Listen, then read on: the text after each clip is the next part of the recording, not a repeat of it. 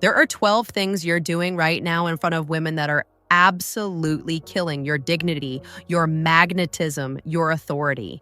And the worst part, you don't even see it happening. Now, whether you're married, dating, single by choice, or couldn't care less about impressing women, this still matters. Because these behaviors don't just affect how women see you, they affect how everyone sees you. Your kids, your colleagues, people in general. They signal weakness, and weakness gets exploited. But here's the thing. After 60, you don't get the benefit of the doubt anymore. Every mistake compounds. Every weak move gets noticed and remembered.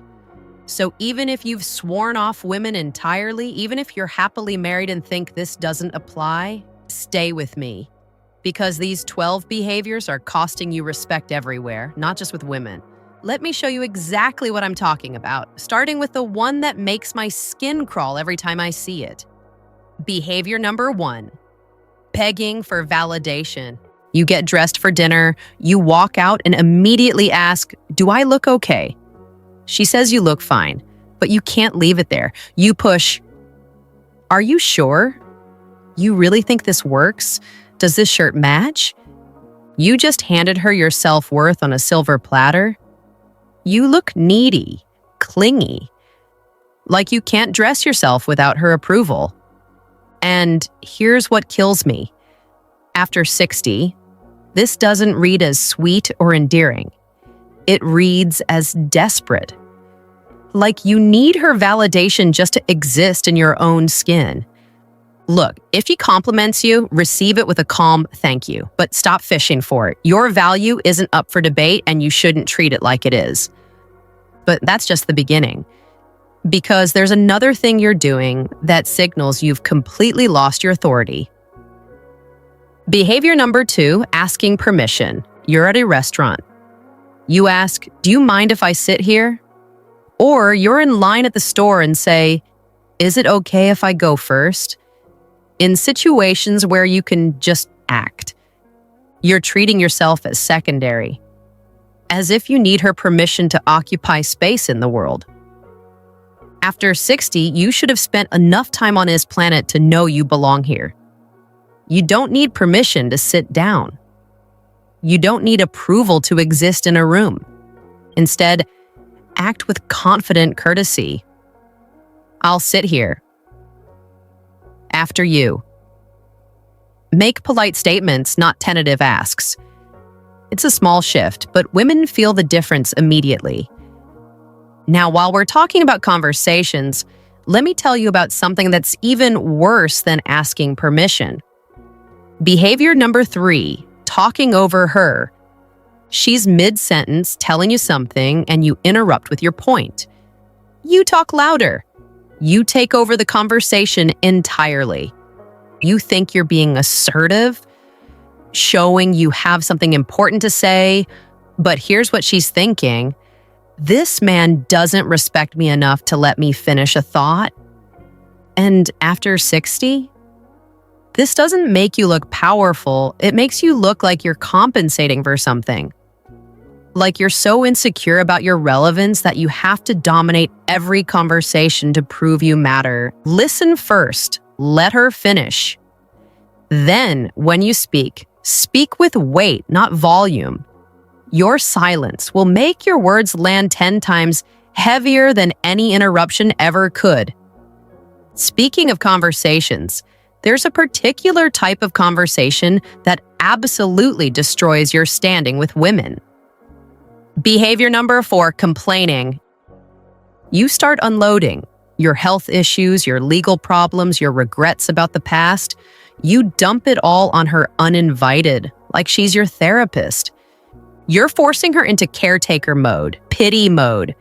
And the moment that happens, you've lost the frame entirely. Here's the reality after 60. Women don't want to mother you.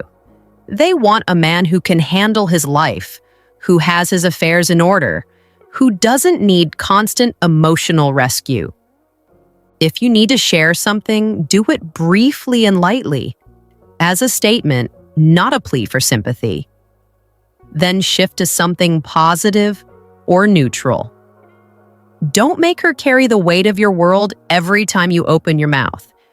And while we're on the subject of losing frame, let me tell you about the behavior that makes women lose respect faster than almost anything else. Behavior number 5, overaccommodating. She wants to change dinner plans at the last minute. You immediately cancel everything you had arranged. She prefers a different restaurant. You fold without even a hint of pushback. She mentions she'd rather stay in. Your entire evening plan evaporates. You think you're being considerate, flexible, a good partner. She thinks you have no spine, no standards, no life of your own.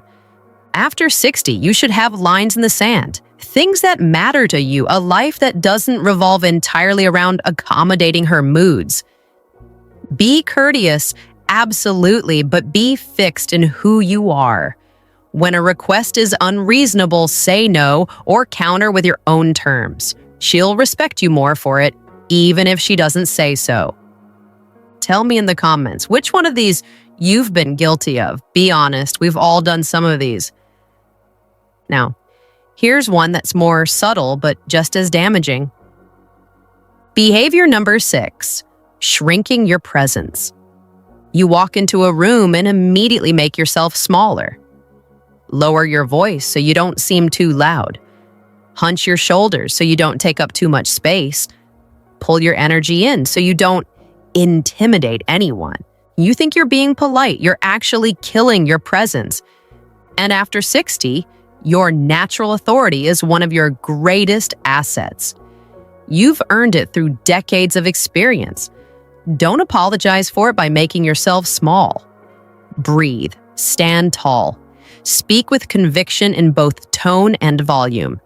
Let your presence fill the space naturally. Because here's what most men don't realize. Women respond to energy.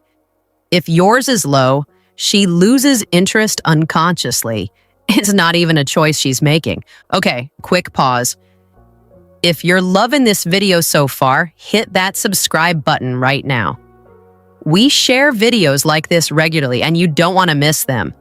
And listen, what you're getting on YouTube is good, but there's even deeper content, the stuff that doesn't make it to public platforms, that I save for the newsletter. So if you want to squeeze every bit of value, we have both what makes it to YouTube and what doesn't.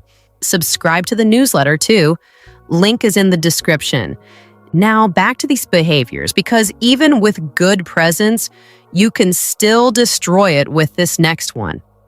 Behavior number 7, over-apologizing. I'm sorry if I offended you.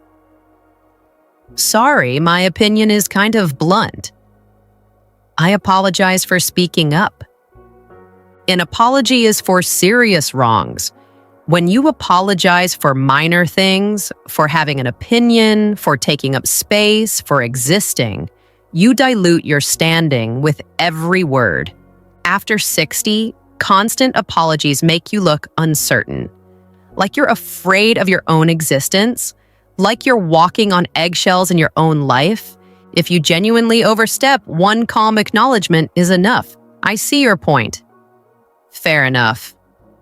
Then move forward without beating yourself up about it for the next 20 minutes.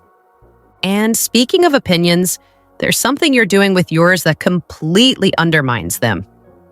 Behavior number 8, seeking agreement. You make a point. It's backed by decades of experience, by things you've actually lived through and learned, and then you add, do you agree? You think so? Does that make sense to you? You just undercut everything you said. You made your entire opinion conditional on her approval. After 60, you've lived long enough to have convictions, real ones, based on real experience. State them. Let her disagree if she wants to. You can have a debate or you can move on, but your ego shouldn't collapse either way. A man with presence states his viewpoint and expects others to catch up. He doesn't beg for validation at the end of every sentence. Now, let me tell you about something that will absolutely destroy your standing if you keep allowing it. Behavior number 9, allowing disrespect. She says something disrespectful about you or about your values. Maybe she does it in front of other people and you just sit there, silent, taking it. Silence in the face of disrespect is admission. It's permission. You just told her and everyone watching that it's okay to treat you that way. After 60, if you won't stand up for yourself now, when will you? You've survived too much and lived too long to let disrespect slide without a word. In a calm but firm voice, correct it. Push back. I don't agree with that. That's not how I see it. You don't have to be aggressive, but you have to have boundaries. They matter. And boundaries matter in another way too, especially in social situations. Behavior number 10, fading into background. You're in a group setting. The women are talking, directing every topic, dominating the conversation, and you just fade. You become furniture, background noise, invisible. You tell yourself you're being respectful, letting them have their moment. But what you're actually doing is disappearing. And after 60, your experience and insight have real value. If you're not bringing them to the table, you're wasting everyone's time, including yours. Speak when you have something sharp or useful to say.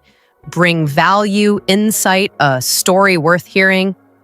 Don't force it, but don't hide it either. Your presence should add something to the room, not subtract from it by being absent. Now, if you know someone who needs to hear this, quickly tag him now. More men need to learn about this. But even if you're speaking up, your body might be betraying you. Behavior number 11, insecure body language. You're fidgeting, your hands are shaking slightly. You're avoiding eye contact, constantly adjusting your shirt, your collar, your posture. Even if your words are strong, your body is screaming insecurity. And women pick up on this instantly. It's hardwired into how they read people. After 60, this doesn't come across as endearing or humble. It reads as weak, like you've lost control of yourself. Ground yourself, slow your breath, stand with weight in your feet, and maintain soft but steady eye contact. Practice this in everyday situations until it becomes second nature, because your body language speaks louder than anything you could say. And finally, there's one more behavior that makes you look small in front of everyone. Behavior number 12, deferring publicly. You're out with her, maybe with other people around. Someone asks what you're doing next or where you're going, and you immediately say, "You decide. Whatever you want. I don't care. You pick." You think you're being flexible, accommodating, easygoing. Everyone watching thinks you have no backbone, no opinion, no leadership. After 60, people expect you to have a viewpoint, to lead at least a little. When you completely abdicate that role, you lose status. Not just with her, but with everyone in the room. Lead quietly, offer 2 options. Ask for her input. Then make a decision. Show you can hold space and guide without being a dictator about it. Now let me tell you why all of this matters even more after 60. When you're younger, people give you grace. He's still figuring it out. He'll grow into himself. But after 60, that grace is gone. You're judged by what you've become, not by your potential. And every one of these weak behaviors compounds. Every moment you shrink yourself, every time you beg for validation, every instance you fade into the background, it stacks up. It accumulates. And women notice, not always consciously, but they feel it. The loss of presence, the missing authority, the faded magnetism. You've lived 6 decades. You've survived wars, losses, failures, victories. You have stories, wisdom, real authority earned through real experience. but if you're doing even half of these 12 things, you're giving it all away before she's even spoken. Now tell me, which one hit hardest? Comment and let me know. And be honest. Which ones are you still doing? Think about the older men you've met who command a room, who walk in and women naturally lean in, who speak and people actually listen. They're not louder, they're not richer, they're not better looking. They just don't do these 12 things. They hold their frame, they own their space, they lead without apology. That can be you, but only if you stop bleeding authority in 1,000 small cuts. The good thing is that every week I send out a newsletter specifically for men over 60. And we break down issues exactly like this. The things nobody talks about, but everyone feels. How to command presence without trying. How to maintain authority without being overbearing. How to be magnetic just by being yourself.